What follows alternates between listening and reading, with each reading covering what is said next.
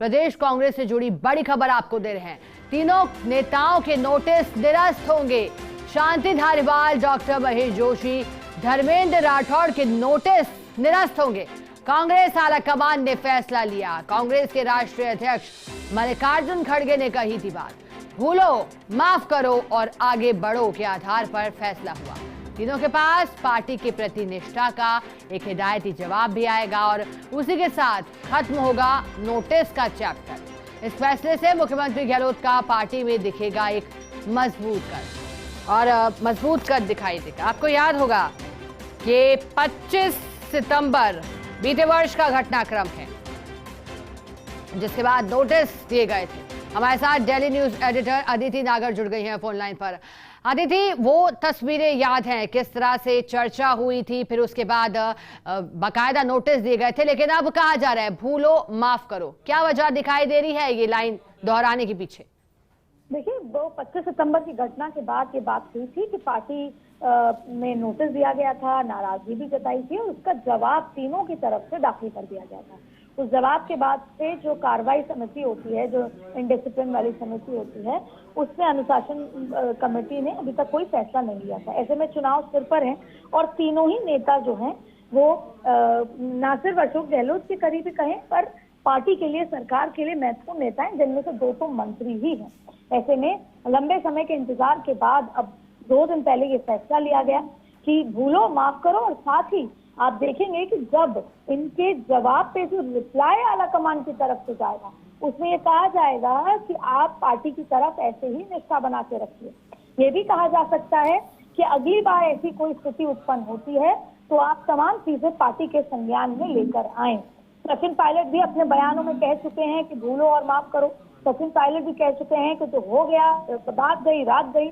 ऐसे में अब आलाकमान ने ये फैसला लिया है कि जो नोटिस की और अनुशासन वाली कमेटी में जो पेंडिंग मसले हैं उन्हें जल्द से जल्द सुलझाया जाए। वो भी तब जब पूरी पार्टी एकजुट होकर चुनाव में उतर रही है।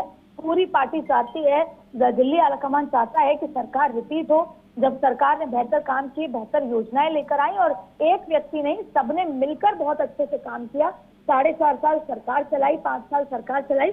ऐसे में पुरानी बातों को भूला जाएगा और जब नोटिस के जवाब में उनको यही कहा जाएगा कि आपकी पार्टी के प्रति निष्ठा है और आगे भी इसे बनाकर रखिएगा। जी अदिति, देखिए उस घटनाक्रम के बाद ये 359 दिन का वक्त लगा। याद होगा किस तरह से बताया जा रहा था कि सोनिया गांधी की भी नाराजगी हुई थी उसके बाद में जब ये घटनाक्रम हुआ था। फिर उसके बाद फैसला लिया गया। कांग्रेस पार्टी ने पहले आलाकमान की ओर से ये दर्शाया गया था कि अब एक बड़ा ठोस कार्रवाई की जाएगी और बाकायदा फिर उसके बाद नोटिस दिए गए। नोटिस पर जवाब भी दिया गया तीनों ही नेताओं के द्वारा।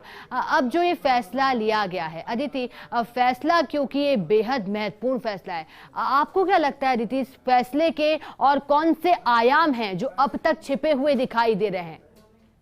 देखिए, सबसे बड़ी बात है जैसे परिवार में होता है, शायद उसी तरह से कांग्रेस परिवार ने इसको लिया है। कई बार नाराजगी हो जाती है किसी बयान पर, किसी बातचीत पर, कई बार आपस में खींचतान हो जाती है, लंबे समय तक बातचीत नहीं होती और उसके बाद आप वक्त के साथ सब भूल जाते हैं। किसी वक्त के साथ चीजें सामने आती हैं कि हम सब एक हैं और एक दूसरे के साथ ही आगे बढ़ रहे हैं। ठीक इसी भावना के साथ कांग्रेस पार्टी ने सोचा कि ये तीनों पार्टी के निष्ठावान कार्यकर्ता हैं जो किसी एक वजह से, जैसे सचिन पायलट और खेमे के लिए भी सोचा गया, सब भूला गया और आज सचिन पायलट पार्टी की ताकतों में से एक है, उनको हर कमेटी में शामिल किया गया। तो ऐसे ही ठीक उसी तरह ही कि भाई ये हमारी ताकत है, इन सबको हमारी जरूरत है। ऐसे में ये सब सोच के, पूरे परिवार के लिहाज से सोचकर अब इनको जो जवाबी कार्रवाई होनी थी, या कह सकते हैं जो नोटिस की जवाब में जो रिप्लाई आना था कमेटी का, वो यही आएगा कि जो हो गया तो हो गया।